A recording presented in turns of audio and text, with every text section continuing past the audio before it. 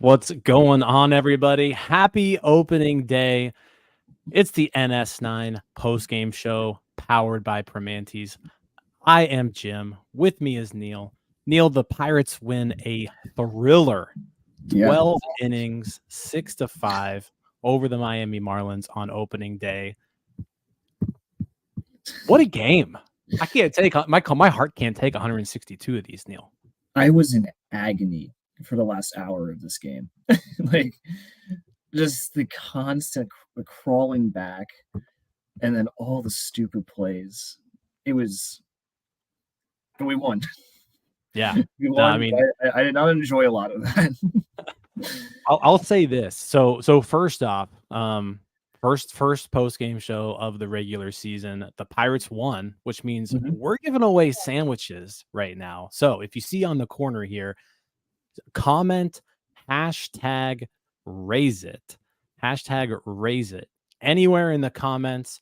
That'll automatically put you into a drawing for 2 free Primanti Brothers sandwiches. So hashtag raise it.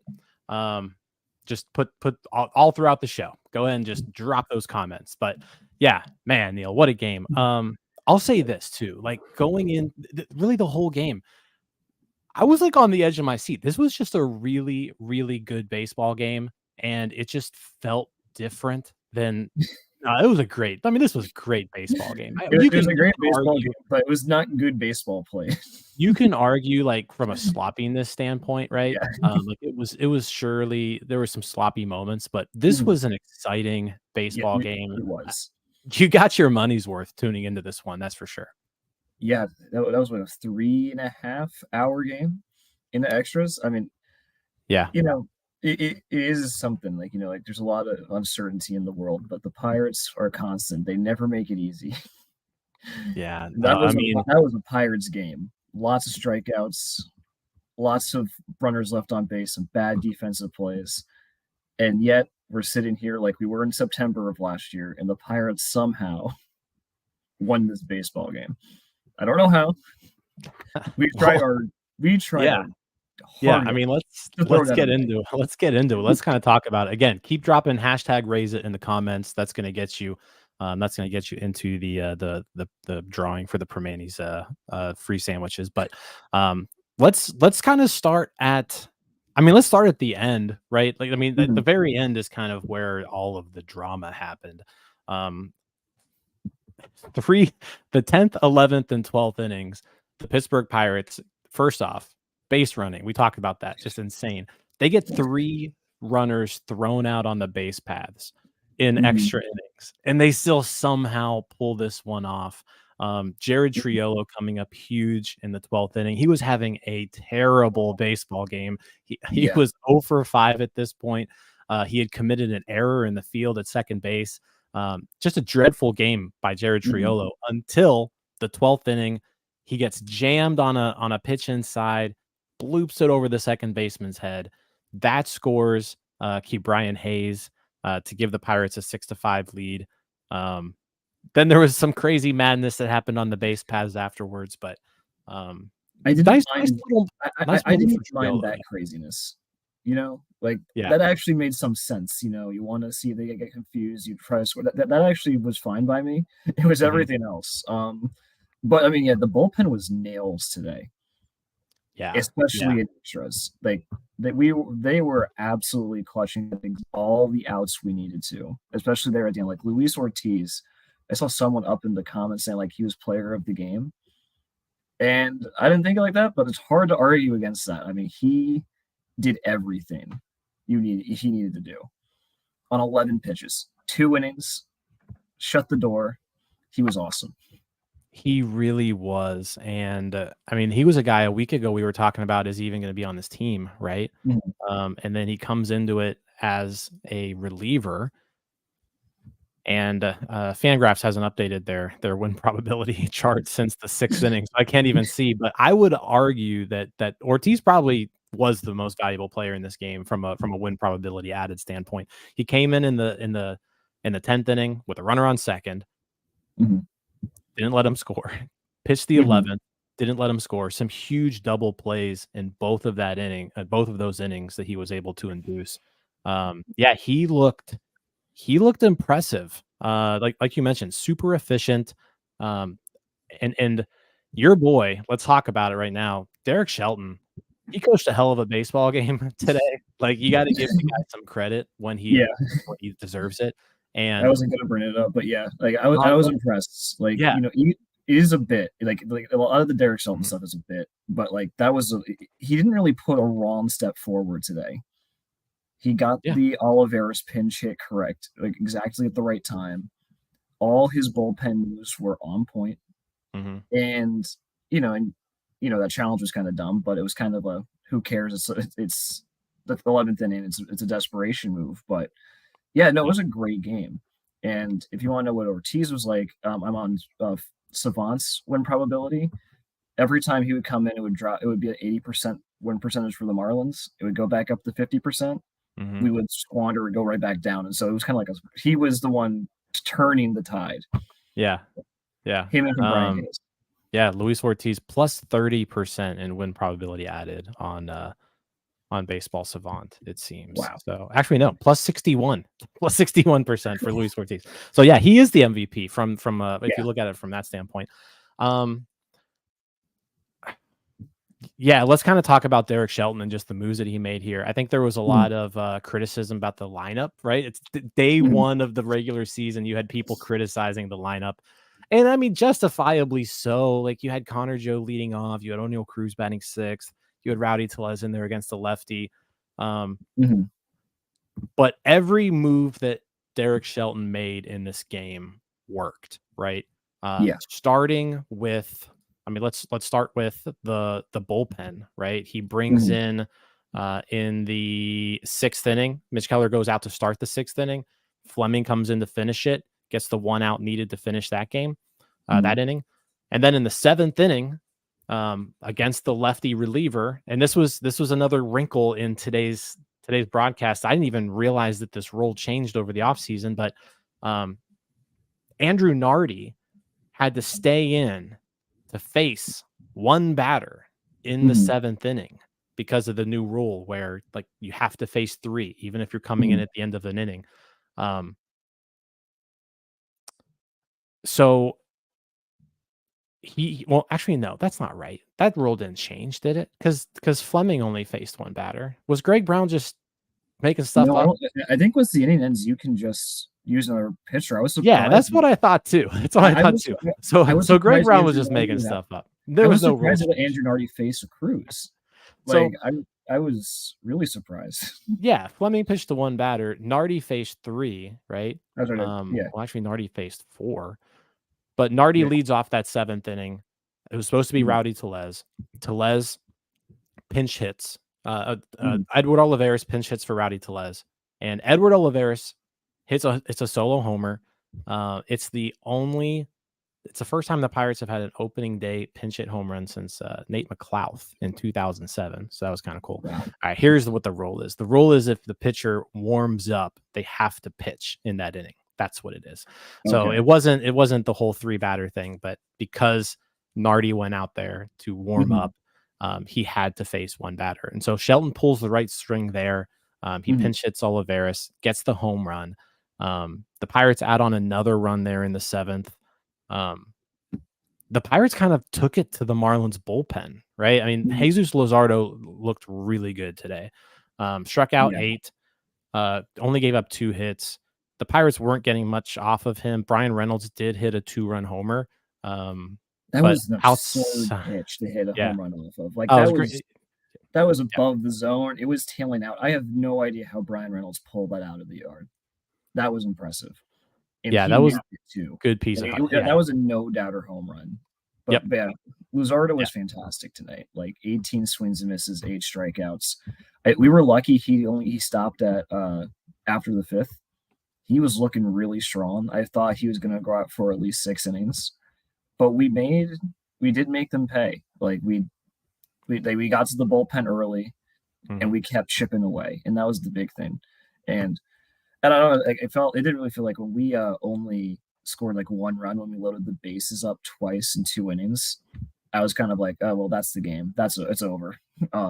Yeah. We kept fighting. Of course, you had Cruz tie it up with another ridiculous home run that should have been a pop up out, but it left the yard. No, it was a really gutsy effort from a team that didn't hit too well today. Yeah, I think I mean Giga Masha here brings up a good point. Like if this is an opening day and you're maybe watching Luzardo's pitch count a little bit, like maybe the Pirates don't win this one because he goes another inning or two. But yeah, Luzardo just done after 5 innings.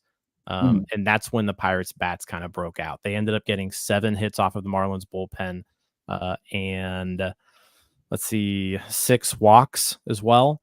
So they were clogging the base paths. Took them a while to kind of break through there in extra innings, but they chipped away with 2 runs in the 7th, and then in the 8th inning, off Sixto Sanchez, who's been getting a lot of fanfare, over the last few weeks. Sixto Sanchez, it was like the second pitch. Oneil Cruz just flicks his wrists, and the ball goes 384 feet opposite field to tie the game. That made no sense. Like it was insane. It is one of those like hits. So, like when you look at that pitch, it was like, oh, that's just a fly out. I'm like, oh, this is out. Yeah. That's unfortunate. And then it kept carrying. Greg Brown getting excited, like, there's no way that's going out, but he does. Yeah. And you're right. Like we did really clog the base pass. 2 for 17 with runners in scoring position was agonizing to watch. But I think this is a game of why having power in the lineup is so important. Because we did not 100%. hit well. We did not have good situational, but we hitting. But we hit 4 home runs, and that kept us in the game. And so, if we keep hitting with power, I'll deal with the 17 strikeouts a game. If we keep homering. Yeah, let's try to avoid the 17 strikeouts. But you're right. 3 home runs today. Olivares, Reynolds, Cruz, and they needed all of them, right? They needed every last one of them. 3, not 4. Yeah, but yeah, that Cruz homer, it was impressive. He wasn't really having a great game at the plate, up to that point. So to see him kind of break through and hit that first home run of the season, it was a very welcome sight to see there. But Pirates, the bullpen. Let's kind of get into that because you mentioned they were locked down. Keller struggled. I would say like Keller wasn't hitting his spots today. Keller didn't have his best stuff. His fastball velocity was a little down from where we saw it last year. The thing that stuck out to me too, his sweeper, the break on the sweeper was down quite a bit. Like I said, the location of that sweeper, he wasn't really burying it like he should have been. He gives up 7 runs, 5 runs, 7 hits, 5 runs, 4 earned in 5 2/3, only 3 strikeouts. So he gets pulled, but like I say, gives away the bullpen. Fleming cleans things up in the 6th. Hunter Stratton, who makes the team as a non-roster invitee out of spring training, he gets the ball for the 7th. Starts off, gets 2 outs. Ryan Borucki then comes in, picks up right where he left off last year, like just dominating. He gets 4 outs, strikes out 2, ho-hum, no hits, no walks. Ryan Borucki, just an outstanding outing there. And I think that was almost like the turning point where it's like, all right, like, like Borucki got out of a mess there. Chapman comes in, closes the door in the 9th, looked really good doing so.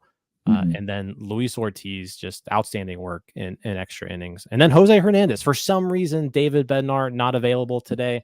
I don't know if anybody has any updates on that yet. I haven't been on Twitter here in a bit, but David Bednar doesn't pitch the 12th. Jose Hernandez, who didn't make the team out of spring training, he's only here because Roansy Contreras had a baby. So Jose Hernandez comes in, with a runner on second and shuts the door. Like, pitches outstanding. Ground out, fly out. Pirates win. I Pirates was win. Yeah. not happy when I saw Jose Hernandez pop up on my TV screen. Yeah. I was nervous. I was like, we just got to run. Now we're going to Jose Hernandez. But no, he was great. And I think the really impressive thing with all those guys is how efficient they were in attacking the zone and getting those outs. Like, when you look down the lineup, like Fleming 1 pitch, Stratton 8 pitches, Barucki 14, Chapman 8, Ortiz 11, Hernandez 11. Like, they were attacking the zone. They were getting aggressive. They were getting the Marlins hitters frustrated. And when we look at how the Pirates approached like the other bullpen, we were making those guys work. Like, those Marlins bullpen guys had to labor a lot outside of Sixto Sanchez. Yeah. So that was really cool. Like, it never felt, unless there was a runner on in extra innings, it never felt like they were in danger of scoring. And that's a cool thing to have. Yeah, I mean, the last 4 pitchers the Pirates put in the game, Barucki, Chapman, Ortiz, and Hernandez, no hits given up by any of them. Ortiz walked 2, but both were intentional. So it's like the Pirates bullpen was in complete control of this game from the get-go. Stratton was the only one who gave up a base runner, and that was a hit in the 7th inning, which, like, again, Barucki cleaned it up real nice. So real quick, guys, make sure if you're commenting and you want a free sandwich, hashtag raise it in the comments, all one word, hashtag raise it. We'll do a drawing here at the end, but yeah, man, it's let's talk about Keller a little bit. Wasn't sharp, velocity was down, opening day. Are you worried at all? Not really, surprisingly, because he was still getting a lot of swings and misses without his best stuff. And really, I mean, maybe I was biased, but I really think he was unlucky to give up that many runs today. We had the Jared Friolo error that didn't turn a double play, and then the next inning, Keller couldn't field the ball correctly. We didn't get another double play. And Jake Berger, I don't think he hit the ball hard a single time today. And he was just all over the place. He was a menace. So, I mean, it wasn't great. Like, I don't think Mitch Keller pitched well, but I don't think he deserved the stat line that he got. I think that's I don't know. I'm gonna go ahead and say he deserved it. Like, he didn't look sharp. Yeah, the defense wasn't great behind him, but he wasn't getting the strikeouts when he needed to. He wasn't executing pitches when he needed to.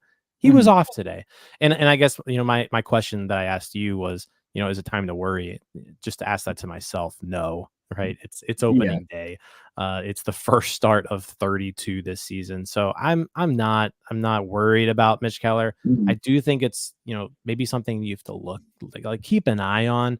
Like I said, Art says here he looked a little rusty. He did. And he didn't really look all that sharp during spring training either.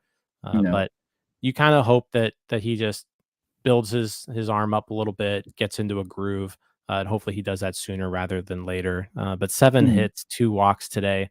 He just wasn't sharp, even with the poor defense behind him, because there were 2 double plays that you mentioned that should have happened that didn't. And that was in the 2nd and 3rd innings. And the Marlins scored 4 runs those innings. So, like, those don't count as errors, right? Because you can't assume a double play. But if those 2 double plays happen, yeah, we're talking about a completely different game. This game doesn't go 12. This game might be over, in regulation with a Pirates win. So, yeah. I could see, where you're coming from. Maybe he didn't deserve this line, but I also don't think he really quite looked too good. But it's what I don't agree with is that, he made his entire, he got his extension off his fastball. And now he seems like he's kind of ditching the fastball to be more of like a cutter style pitcher and a cutter sweeper pitcher. And I get what they're trying to do. I get that. I understand, like, he has a nice sweeper when it's sharp. The cutter did miss some bats, but I just don't know why we're, like, drifting him away from what made him good in the first place. But that's easy for me to say from an outside No. perspective, but that's just what I noticed. Yeah, you're right. I mean, sinker, he only threw 13 today. Sweeper, he threw 20. He was heavy cutter, like 27 cutters today. That was the pitch that he threw the most. He had a 38% whiff rate on his sweeper. So despite the Mhm. movement being down on that, he was still getting the swings and misses. Mhm. Yeah, again, it's one start, so like not anything I'm gonna get worried about. Mhm. But certainly something to just again keep an eye on because Mhm. he's important. He's important to the team's Yeah, success. He's like the one starting pitcher that you can rely on, yeah. and when He, and you when need he's not if you're starting. paying him that money, if you're the Pirates, you need him to pitch better, Yep. for sure. And if there's one encouraging thing is that they have ditched his curve and his changeup, so he's just not throwing those anymore. And those were his worst Mhm. pitches. And so if the sweeper is getting 30% whiff rates and it's not that sharp, and the cutter is not quite there on the first start of the season, that's better than what it was last year. Yeah. Now he just needs to get the fastball back because the fastball sitting 93 just doesn't feel great. Yep. No, that's fair. Um, let's talk about the offense. Mhm. I felt like there were some good things that happened today. There were some bad things that happened today. You talked about Mm, the runners in scoring position. That was definitely the most frustrating part of today. yeah. Andrew McCutcheon in particular, 0 for 4 with runners in scoring position. He had Mhm. 4 strikeouts today. Mhm. He was not seeing the ball well. I don't know if that's what it was, but he not his best game by any means. Nope. Cruz started off slow, but again, the homer was huge there. I do want to talk about Brian Hayes though, Mhm. because I think Hayes did a ton of things early in the game that helped the Pirates one get on the board, Mhm. but also um, just kind of keep the lineup moving, right? Because he Mhm. he was in the 3 hole today with McCutcheon, Davis, Cruz behind him. Those guys behind him didn't really get the job done with runners in scoring position today, but Yeah. Hayes did a really good job of just kind of getting the lineup to those guys. They Mhm. just they just need to come through, right? The next time they're Mhm. in that situation. But Brian Hayes today, 2 for 4 with a double and 2 walks. So he got on base 4 out of 6 plate appearances today. Mhm. Um, just an outstanding opener from him. Dan Mhm. mentions here too, you can't take Hayes at third base for granted either. I thought Hayes just an outstanding game at the plate He defensively. I think he started at least 4, maybe 4 double plays, Yeah, his defense was insane today. 2 double Like, plays. and we always talk about it, but you take him for granted because he makes it look so easy. Mhm. You know, Nolan He really Arenado does. is known for his defensive prowess because he makes a bunch of flashy highlight plays. Brian Hayes just smothers everything before it even looks impressive.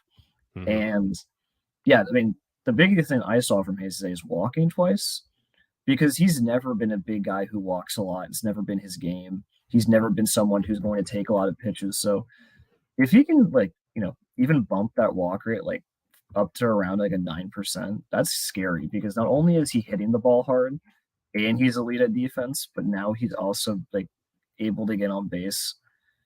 That's pretty big, Yeah. and that would be huge for the Pirates. And especially if he's going to cement himself in that three slot, that'd be Mhm. awesome. Absolutely. I think we're all I think we're all expecting like really big things out of Hayes. We saw the potential just that he can give Mhm. this team at the end of last year. And you saw it like early on in his career, you saw it just in spurts. Like this guy's Mhm. just so athletic and he's so good defensively that if he can just figure out at the plate, like this guy's something special. So a really, really, really good first game for Brian Hayes. So that was outstanding to see. I want to talk Mhm. about Henry Davis too. He was only 1 for 6 today, but he hit the ball hard like Yeah. every time, and like he was up to the plate in big spots today, and just he was yanking line drives to the Mhm. left side of the infield, and they were just getting caught. There was, in extra innings there, he had the one that was kind of dropped, but a couple other opportunities earlier in the game where Mhm. just tugged line drives, to the third baseman. So He was hitting the ball hard today. They weren't falling for him, but his line out, his out in the 12th inning, 660 expected batting average. Line out earlier in the game, 680. So like his one hit was a little dribbler, right? It was just like a swinging bunt. And then line out in the first inning too, 490 expected batting average. So he had 3 hits today that were hit hard and normally would fall down, but it just didn't happen. But I was encouraged with what I saw from Davis today, because he, like I said, he at least put the ball in play when he was up to bat with runners in scoring position. For the most part, he had 1 strikeout, but just they weren't falling for him today. No, and like he wasn't missing on breaking balls nearly as often. I felt like he did a good job of laying them off too, out of the zone. Yeah, he was taking a lot more pitches. Like he does look a lot better. And I forget who said about, like, I think he led spring training in like line drives. I think that was Eno Harris. So I know we kind of talked. You talked earlier, like really early in the offseason, how you weren't sure how you liked his new swing. But I think it'll work if like he's going to keep spraying those line drives. And you're right, they are going to fall. Eventually, Jake Berger won't be, playing Cabrera level, Hayes level defense there. Right. And he will get those hits. Or, that really unlucky one that went straight to Tim Anderson that he probably should have run out, but didn't. Those are the at-bats you want to see him take. And, sometimes the results don't happen. It's baseball, and it's a hard game. Absolutely. Gunner asks here, we really didn't talk about this too much, but the base running in extra innings. He asks, was the base running late in the game on the coaches or the players? I'll say this: who was it? It was Davis who got thrown out at home. The first on the throw, the wild throw. Mike Rabello was sending him. Yes. And I don't know if that's because maybe it's like, hey, you know what, Josh Bell needs to make a play here to get you out, so let's make Josh Bell make a play. I'm curious on your thoughts there, on that particular send, because what happened is Josh Bell just picked up the baseball, threw it home, and Henry Davis was out by 30 feet, right? So insanely stupid. I understand what you're trying to do, but that was one of the dumbest things I've seen in a long time. I know Rabello is very aggressive, but there was like 1 out, no outs when that happened. Just keep him at third. There was 1 out. Yep. There was 1 out. Like, keep him at third, get the sacrifice fly. Like, that is getting way too. If the ball like went out past Bell, that'd be one thing. But you don't send him when the ball is right next to him. I know we've all seen Bell struggle to throw a baseball, but he is a Major League Baseball player. He can make that play. So it was so dumb. I don't get it. Yeah, and I mean, there's a clear replay there. Mike Rabello is sending him. So that was a decision that was made to send him. And yeah, I think with 1 out in extra innings, you don't do that. I mean, it's still, the ball was sitting 95 feet from home plate, right? So yeah, it's too easy of a play to make. I agree.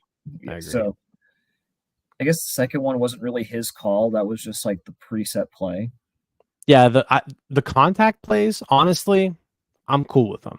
Like, I would have a contact play on in Major League Baseball 100% of the time. No, that's fair. That was unlucky. It doesn't work a lot, but there are times when it works. And if you don't go, then all you're doing is just staying at third, and the next guy has a 75% chance of getting out anyways. Yeah, no, and I think it was, it was unlucky that it happened to be a tapper right to the first baseman playing in, and you take those risks, but I don't think that's on Rabello. But I mean, what do you think of that? The third one where they were after Triolo hit in the run. Yeah, I mean, that's just on. You're thinking that the cutoff man's not getting that, right? And the cutoff, when the cutoff man gets it, then you're kind of just screwed. You're out in no man's land. That one is more on Triolo really than anything. Like, Triolo needs to read that better. So I'm gonna go ahead and say Davis is on Rabello. Triolo's is on him. The contact play stuff, that's just a called play. So I'm not gonna blame anybody for those. I think that's a fair thing. it just kind of summarized the game. There was sloppy defense from a lot of people, and then we kept running ourselves out of runs on the bases. It just didn't feel like a game we were going to win. I feel like every Pirates fan had that pit in their stomach saying, "Oh, well, I've seen this before." Yeah. And we pulled it out. It was really nice because of the lockdown bullpen. It was a very, very entertaining game. Like I don't think you could have asked for a more entertaining game for opening day. Like you wait all off season for real baseball, and then you got today. Like this was theater. Like this was it was highs, it was lows.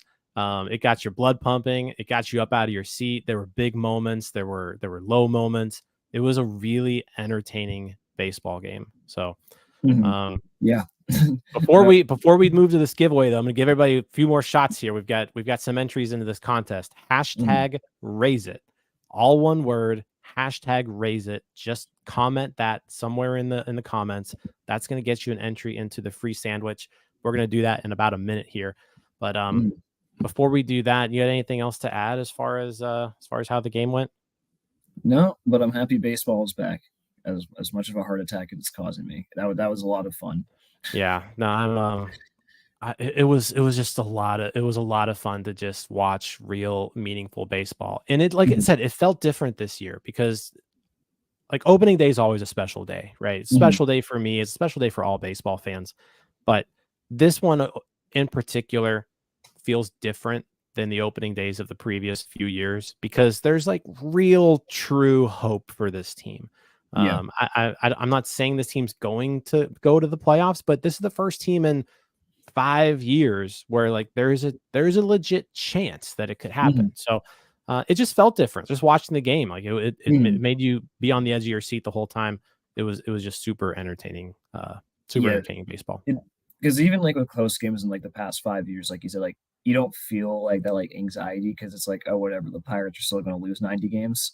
Yeah, but today is like, oh my gosh, if we lose this, we're already falling behind. This is awful. Right.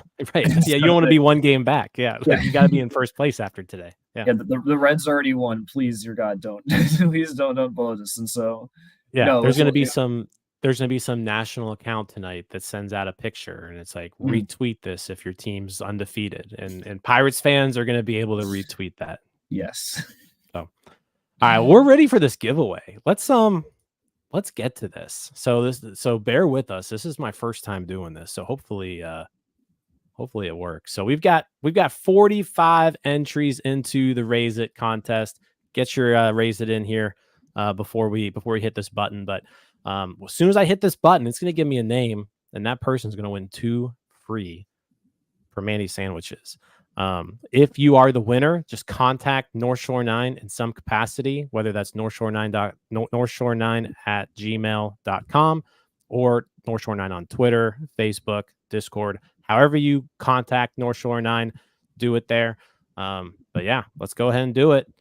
Drawings closed. Let's hit the button. Oh, this is kind of neat. It's got everybody in. It's like a wheel. It's like a wheel of fortune. Uh-oh. Hey, Gabe. Gabe. That's kind of cool with the confetti too. There you go. Congrats, Gabe. So Gabe's our first winner of 2 free Primanti sandwiches. You know what? I actually got this thing too. Look at this. We made this. I think Cody made this.